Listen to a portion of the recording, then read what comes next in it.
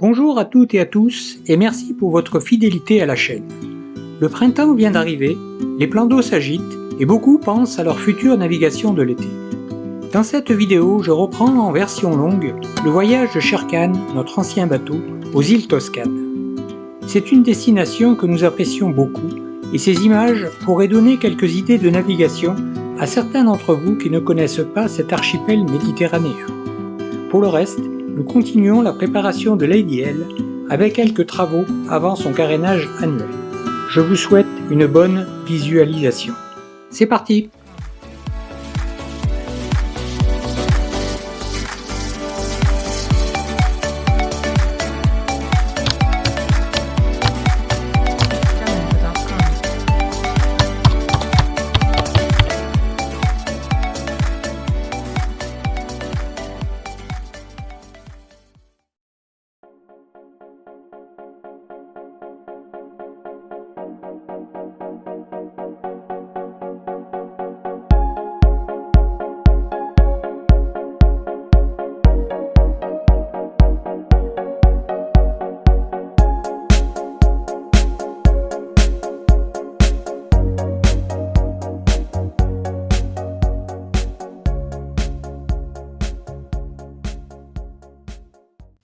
Sherkan reprend du service. Il prend la mer en destination des îles Toscanes, cet archipel de la mer Tyrrhénienne entre la Corse et la botte italienne. Le voilà en route sous spi vers le Cap Corse. Il marche bon train sous un léger vent de sud-ouest qui nous abandonnera comme d'habitude sur ce trajet à la tombée de la nuit.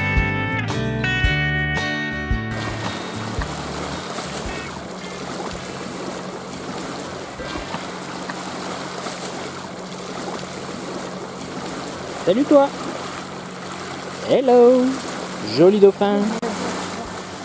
C'est avec un grand plaisir que nous retrouvons nos amis les dauphins pour une courte visite.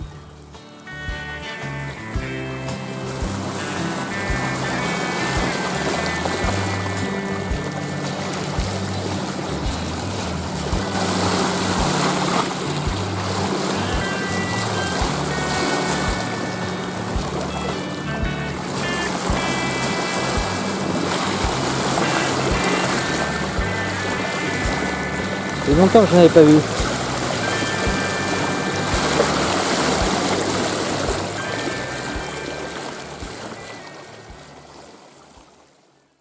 L'archipel des îles Toscanes compte environ 6 îles principales: Elbe, la plus étendue, Capraia, Giglio, Gianoutri, Pianozza et Monte Cristo. Elles offrent un bassin de navigation entre l'Italie et la Corse, dont elles sont distantes de quelques dizaines de milles.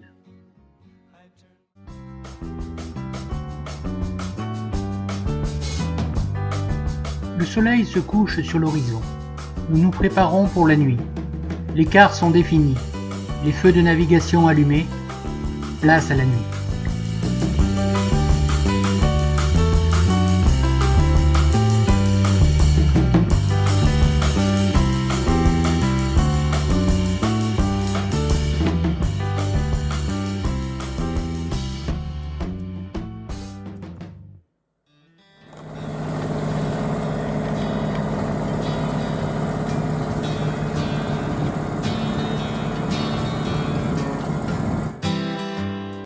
En été, les nuits sont courtes et déjà le soleil se lève. L'équipier de quart en ce moment a beaucoup de chance. Le spectacle est magnifique.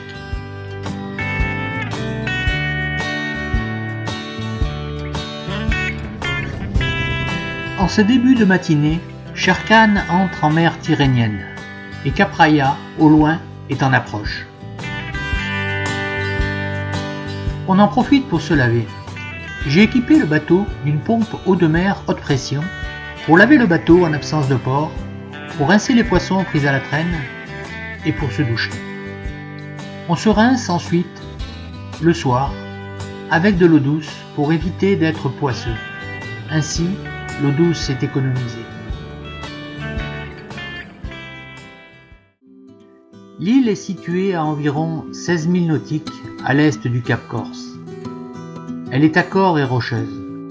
Elle fut autrefois une prison et les bâtiments y sont toujours visibles. Elle est aussi un parc national. Les mouillages y sont donc réglementés.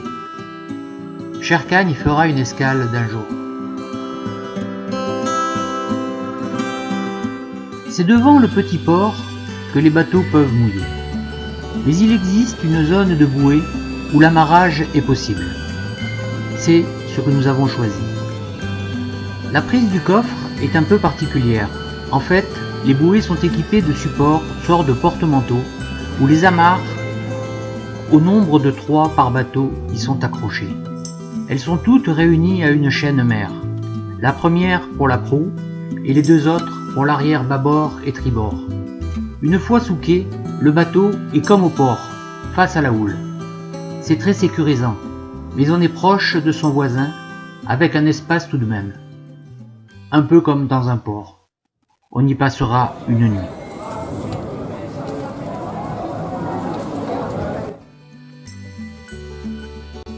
Le lendemain matin, descente à terre et visite du port, avec passage à la capitainerie, pour régler notre nuit à la boule, 25 € pour un 10 mètres. On visitera l'île et on montera au village sur les hauteurs.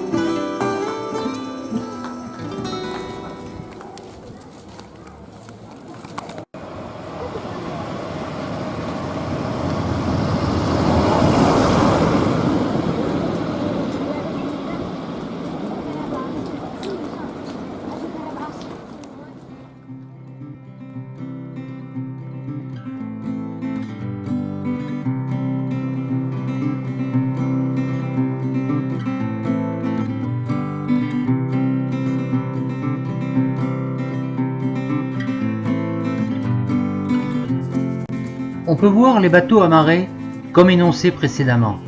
Sherkan y dodeline paisiblement de la croupe.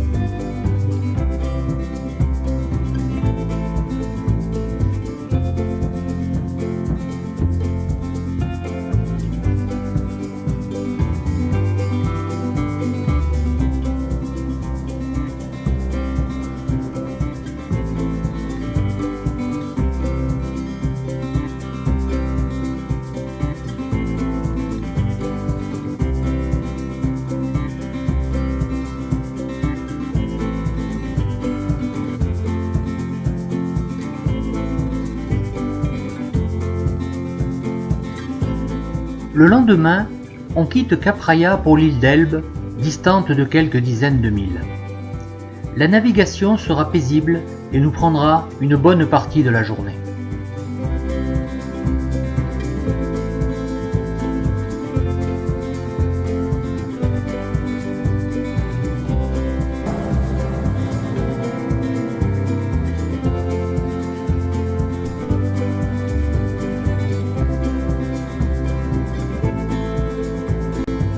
C'est dans le milieu de l'après-midi que Sherkan commença à longer les côtes de l'île d'Elbe.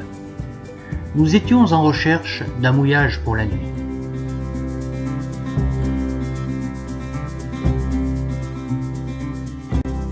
L'île d'Elbe est la plus grande des îles toscanes. Montagneuse dans sa partie ouest, elle offre de beaux mouillages et de nombreux ports. Très verte, La culture de la vigne et de l'olivier y est pratiquée. Le vin rouge et un peu de rosé y sont excellents. Sur la côte est, les vestiges des mines à minerai de fer y sont encore visibles, et c'est dans l'Antiquité qu'elles y furent exploitées. Porto Ferraio est le port principal, et bien sûr, on se rappelle que Napoléon y fut emmené en exil. Il y resta environ 1 an. Il rentra clandestinement en France en débarquant sur la Côte d'Azur et remonta en catimini sur Paris par les Alpes. La route de Napoléon nous le rappelle.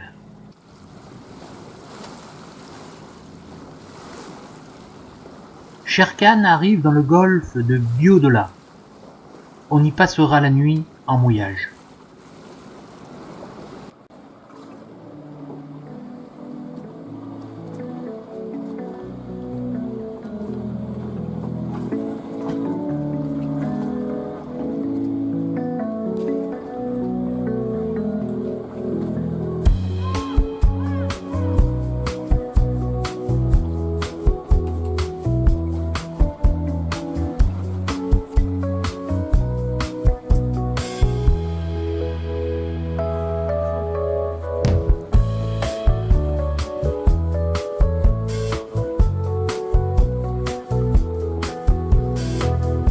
C'est une jolie petite crique bordée de rochers et de fonds de sable. Mouillage un peu rouleur, mais paisible la nuit.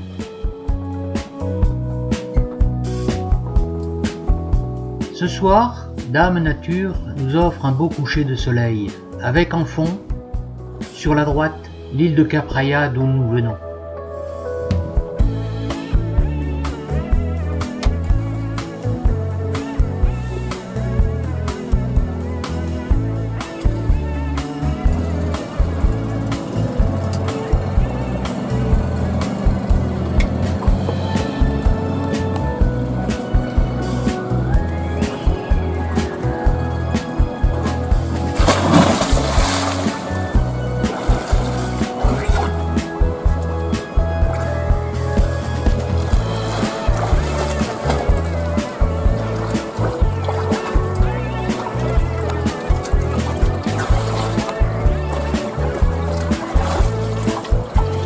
Superbe.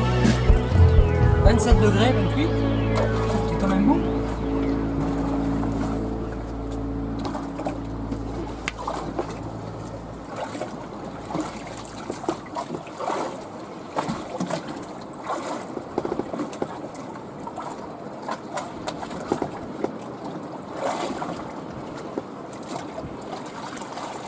Pas facile d'enfiler les palmes avec un gros ventre.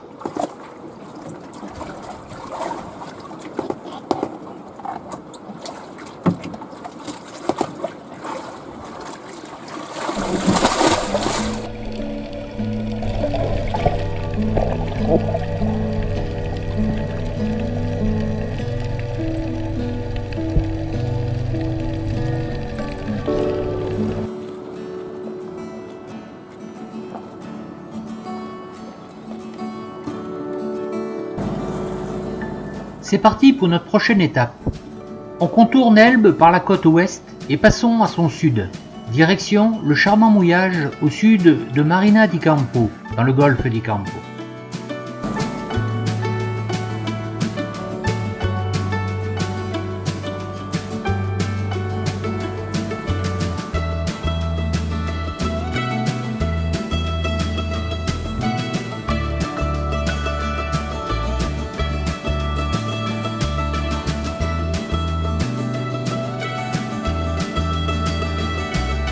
C'est une succession de petits villages au bord de l'eau que nous laissons sur notre bâbord.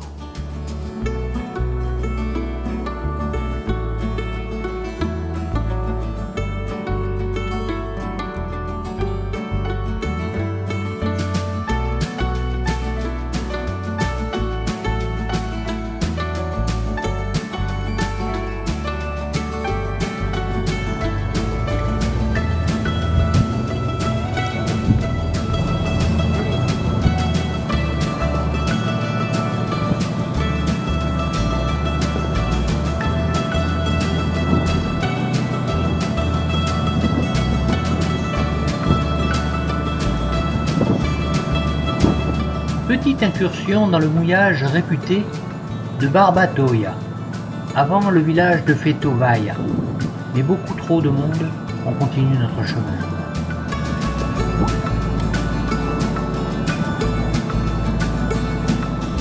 On reconnaît dans le lointain et dans la brume le cône réputé de l'île Monte Cristo, 650 mètres environ. C'est une réserve naturelle. Grâce à Alexandre Dumas et à son roman, elle est célèbre dans le monde entier.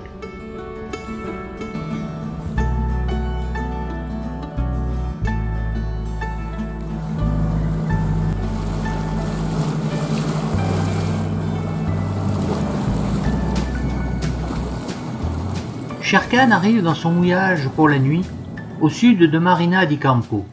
On y restera 2 jours. Joli site, bien boisé et paisible. À notre étonnement, peu fréquenté.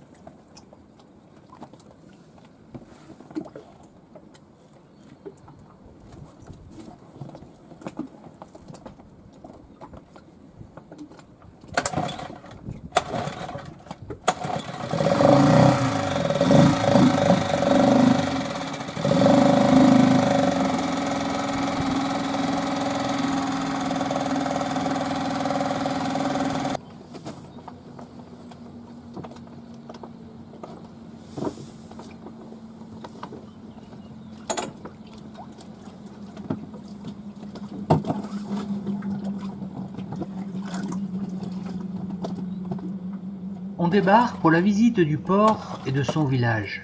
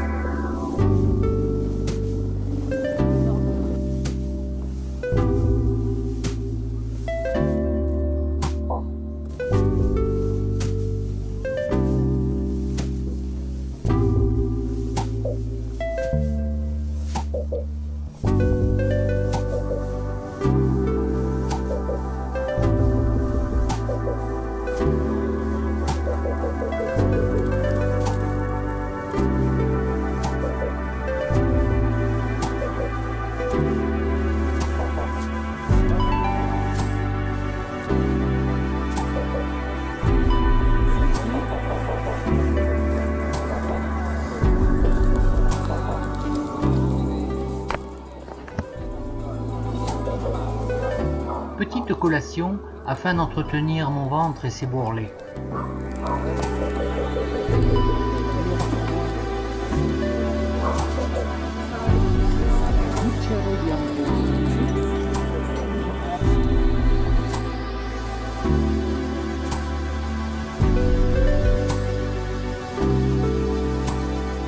Petit clin d'œil à mes premières amours. Le Classem envoie la radio commandée.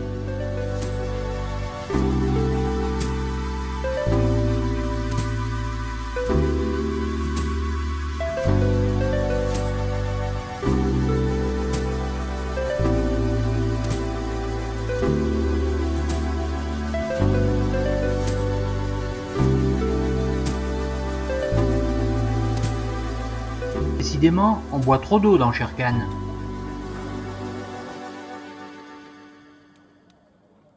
La nuit, en plus du feu de mouillage, je poste à hauteur d'homme, à l'avant, un feu scintillant, pour être mieux vu.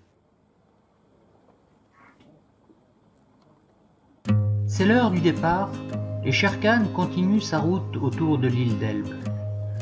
À l'origine, nous devions faire escale sur l'île de Giglio. Mais les ennuis du départ, la météo et le timing nous font abandonner cette destination. Toutefois, je vous montre quelques vues prises à l'occasion d'un précédent voyage de Sherkan à Giglio, l'année du Costa Concordia, qui rendit célèbre cette île.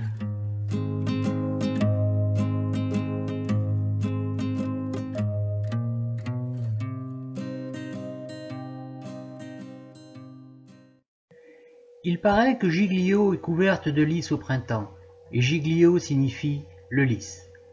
Elle est montagneuse et possède un vieux village, Castello, construit en hauteur, qui servait jadis aux pirates. Aujourd'hui, la majeure partie des habitants vit au port de Giglio.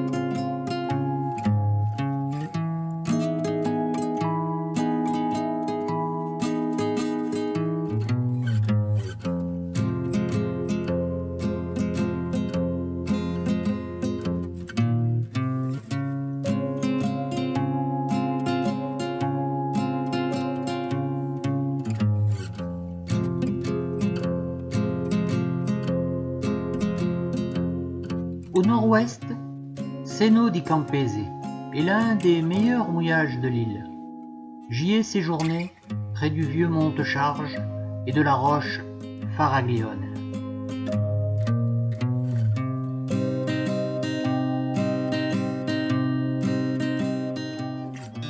Sherkan a levé l'ancre au petit matin. Il quitte le mouillage de Marina di Campo, direction Porto Azzurro, sur la côte est de l'île.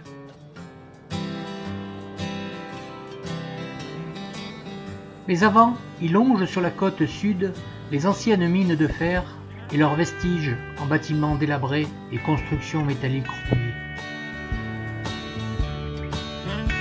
L'île est très verte et les forêts sont denses. On passe devant de jolis mouillages.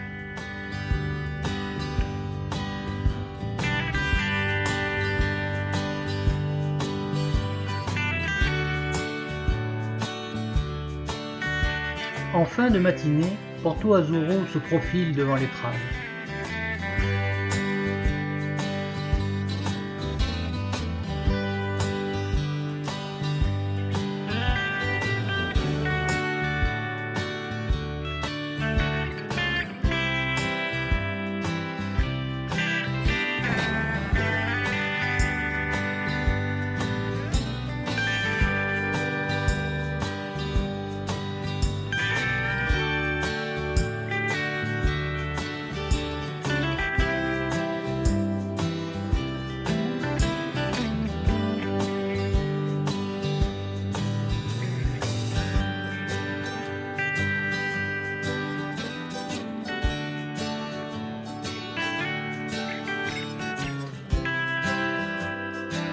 Nous irons mouiller au fond de la baie, à l'écart du port et de la ville.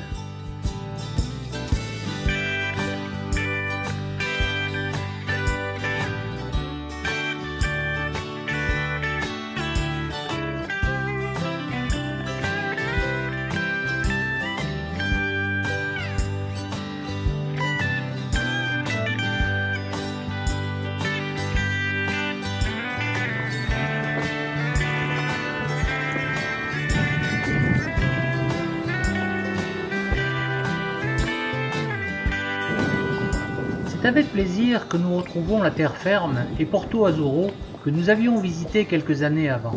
C'est une escale que nous apprécions toujours.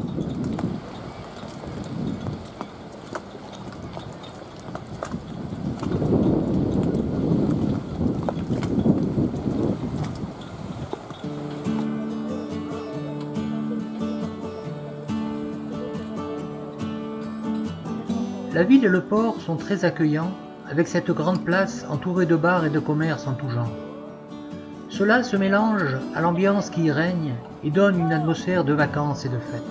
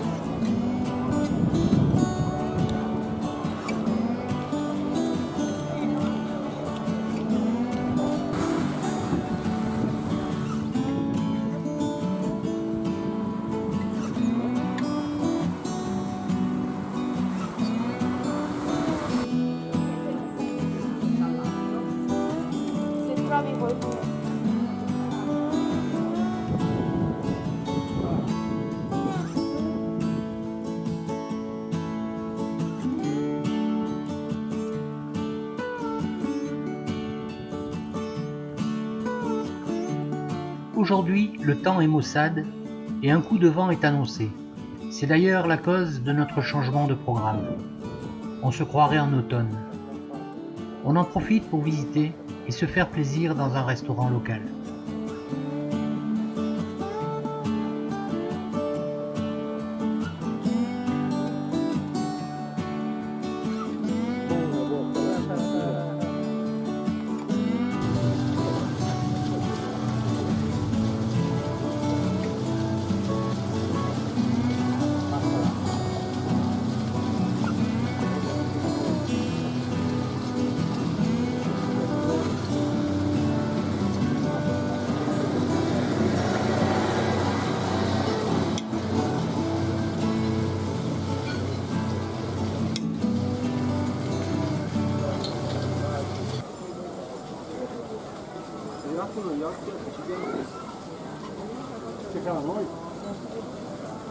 Il existe une production de vin sur Elbe, blanc, rouge et rosé. Nous goûterons et ferons honneur à ces vins fruités.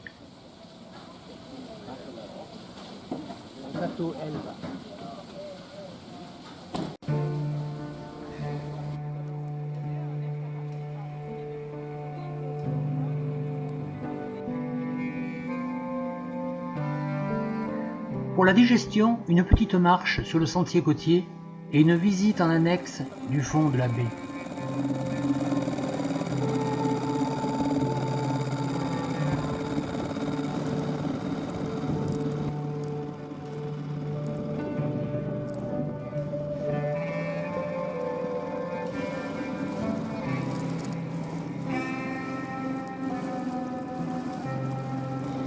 Pour notre futur projet de grand départ, c'est certainement ce genre de monture qui retiendra notre attention. En attendant, Sherkan, fidèle, nous attend à son mouillage en tirant sur son ancre.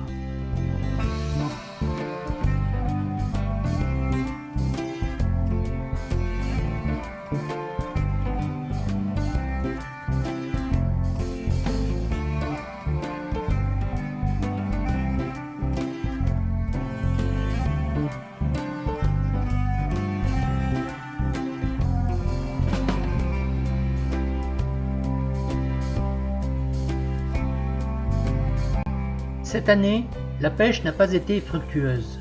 Aussi, c'est dans une pesqueria ou poissonnerie que nous avons cherché notre repas de ce soir. Une belle dorale royale, attrapée le matin même par un pêcheur local.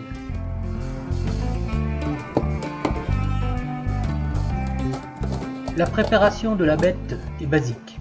J'en fais 2 filets qui grilleront sur le barbecue ce soir à la fraîche, avec un verre de rosé bien sûr.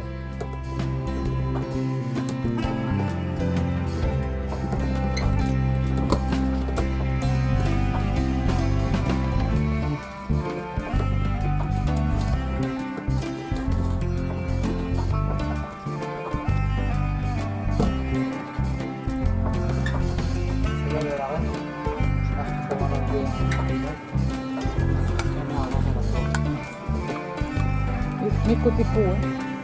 Côté peau.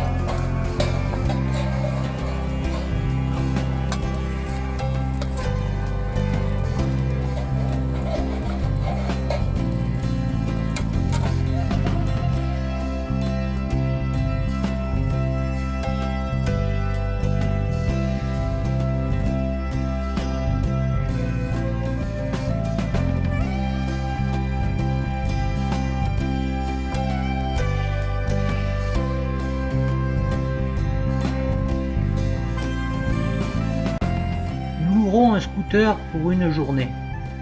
Et ces cheveux au vent, que nous ferons le littoral et son intérieur, qui sont magnifiques, de bien beaux souvenirs.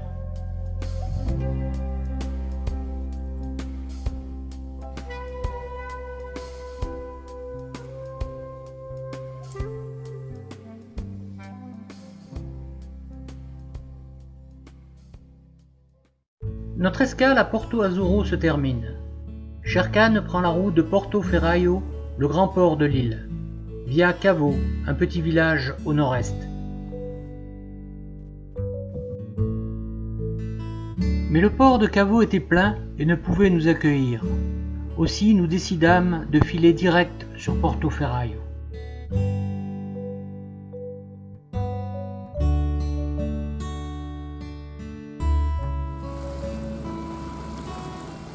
C'est en fin de matinée que Sherkan entre dans l'immense baie que forme Porto Ferraio.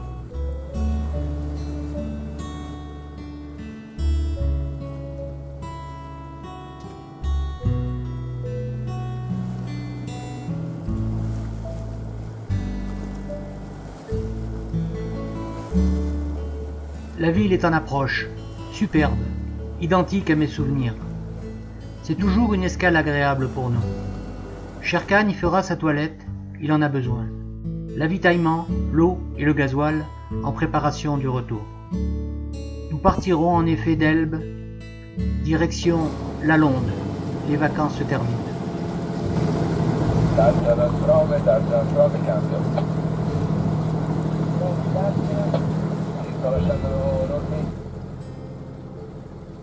Sherkan pénètre dans le vieux port de Porto Ferraio. C'est un port au cœur de la ville qui a su garder le charme des ports d'antan, avec ses vieux quais, ceinturés d'immeubles et de vieilles portes, donnant accès à la vieille ville.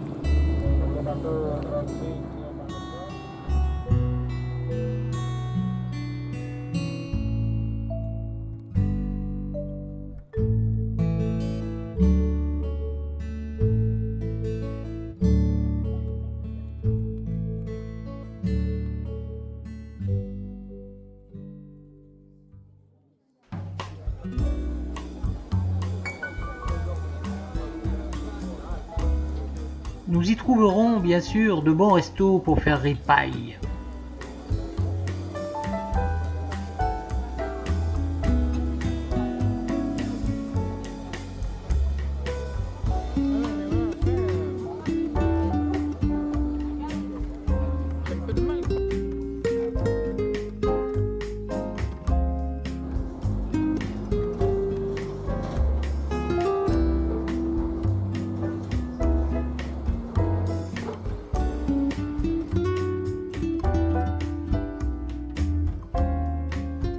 L'ombre de Napoléon plane toujours sur Elbe, et nous ne manquerons pas de visiter sa maison, où il séjourna, somme toute, dans un certain confort, pendant 1 an environ.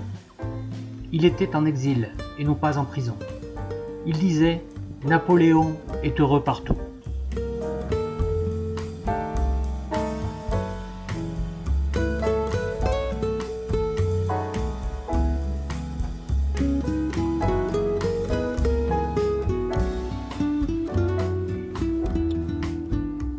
salle à manger avec vaisselle d'époque.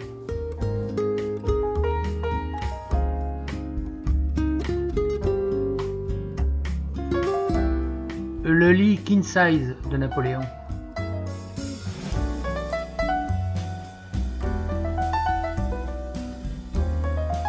Les LED n'existaient pas encore.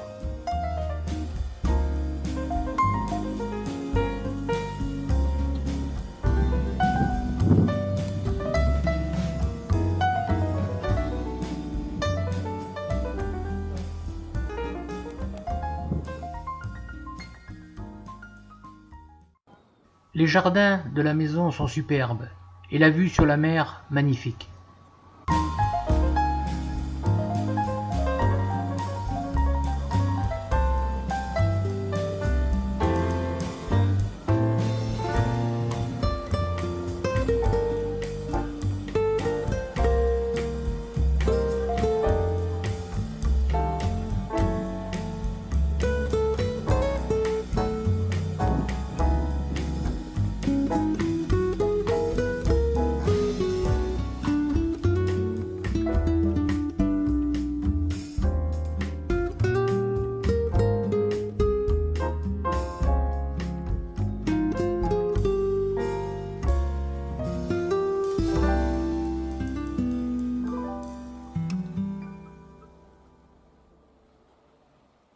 Notre séjour sur l'île d'Elbe se termine, et c'est avec regret que Shere-Khan quitte cette île en direction de son port d'attache sur le continent.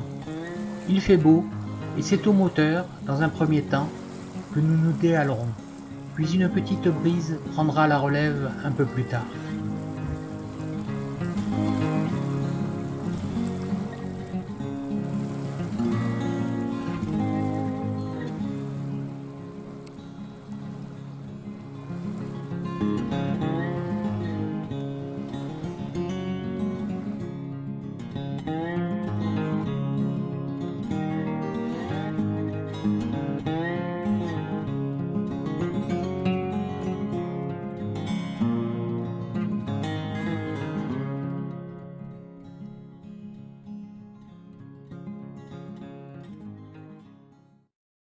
La vie à bord se réorganise pour cette traversée retour. L'occasion de changer les bas de ligne de traîne. Je monte des mitraillettes pour bonite et maquereau. Peut-être la chance sera là au retour.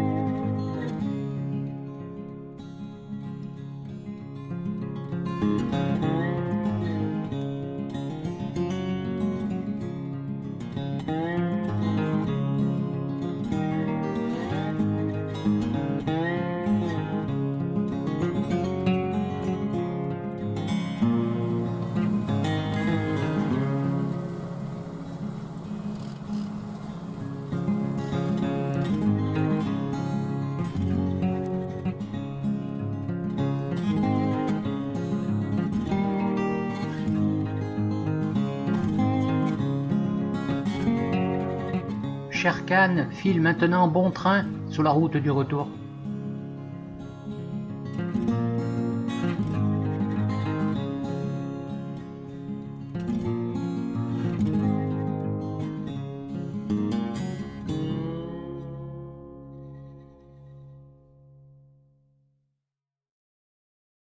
Le train-train s'installe à bord. Après les cannes de traîne, surveillance de la route, réglage du bateau, quart de nuit, etc.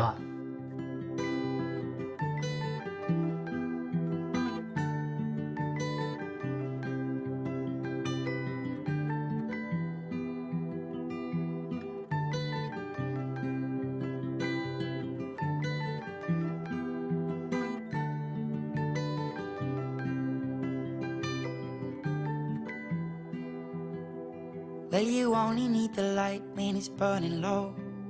Only miss the sun when it starts to snow. Only know you love her when you let her go. Le lendemain, Shere-Khan longe enfin les côtes, sous voile.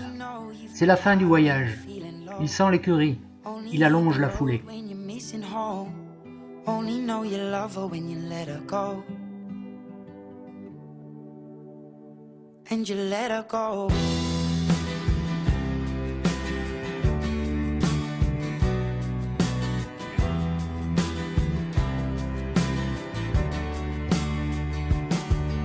Staring at the bottom of your glass, hoping one day you'll make a dream last. But dreams come slow and they go so fast.